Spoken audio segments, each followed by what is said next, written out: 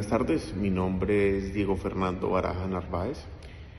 Soy estudiante de segundo semestre de la maestría en Gobierno, Políticas Públicas y Desarrollo Territorial en la Universidad Nacional Abierta y a Distancia, realizando el módulo de Gobernabilidad y Ética Pública. El día de hoy quiero hacer una gran invitación a la población, a las personas, a que nos hagamos una pregunta, y es: ¿qué país, qué sociedad queremos dejarle a las futuras generaciones? Colombia, ¿por qué hago esta pregunta? Porque Colombia ha sido un país que lleva más de 50 años en un conflicto armado interno, una guerra irregular, una guerra entre el Estado y grupos armados, grupos delincuenciales, grupos armados organizados, grupos residuales. Hablamos de guerrillas, hablamos de Gaor, hablamos de delincuencia común. Y es importante que le hagamos esta pregunta y esta reflexión sobre qué país queremos dejarle a las nuevas generaciones. Colombia no solamente ha sido víctima de un conflicto armado, una guerra de fusiles, una guerra de minas, una guerra de bombardeos, sino también una guerra contra la corrupción. Colombia ha tenido uno de los índices de percepción de la corrupción bastante altos. Latinoamérica como tal ha tenido unos índices de percepción de corrupción bastante altos, pero debemos de hacer el cambio. Invito a las personas, a la sociedad, que hagamos ese cambio y forjemos unos cimientos que no sean frágiles, unos cimientos que sean estructuralmente bien hechos, bien realizados, y sigamos el camino hacia una paz total y duradera. No es suficiente solamente hablar de reformas, hablar de proyectos, no es suficiente.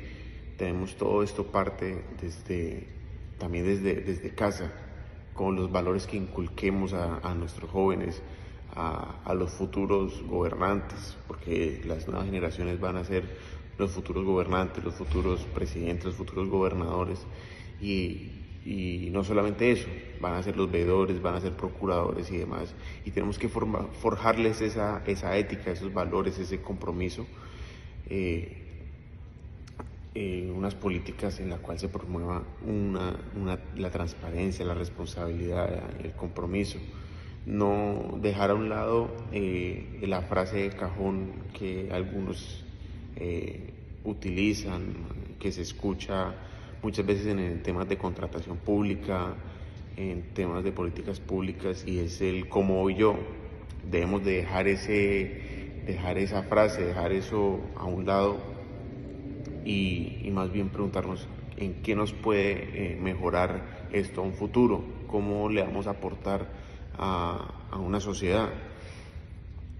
Debemos también de dejar aparte de dejar la guerra de los fusiles, el conflicto armado a un lado, es importante también dejar a un lado las desigualdades. Debemos dejar a un lado las desigualdades, la injusticia y la corrupción, que es lo que más ha afectado nuestro país. Colombia es un país extremadamente rico en muchas cosas: en biodiversidad, en naturaleza, en cultura, y también monetariamente. Es un país extremadamente rico, pero lastimosamente, por una tal vez mala administración, una corrupción que es extremadamente alta, unas políticas públicas bastante débiles. Debemos de dejar esto al lado, hacer un alto en el camino y forjar el camino en que nos lleve hacia una ética y hacia una justicia. Asimismo, debemos nosotros como ciudadanos asumir nuestra responsabilidad y exigir la transparencia en cada una de las políticas públicas, que exigir a las veedurías, a la Procuraduría, cómo se está realizando el gasto público, cómo se está realizando todo lo que es la inversión pública.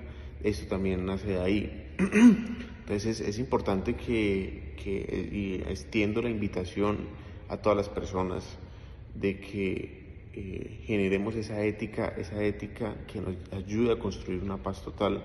Recordemos, y vuelvo y repito, no es únicamente un conflicto de fusiles, un conflicto armado, sino también la guerra contra la corrupción. Muchas gracias, agradezco su atención. Hasta un próximo.